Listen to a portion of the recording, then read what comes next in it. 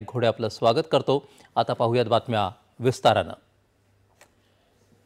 बिहार विधानसभा निवडणुकांच्या पहिल्या टप्प्यासाठी आज 18 जिल्ह्यात 5 वाजेपर्यंत 60.13% मतदान झाल्याची प्राथमिक आकडेवारी आहे।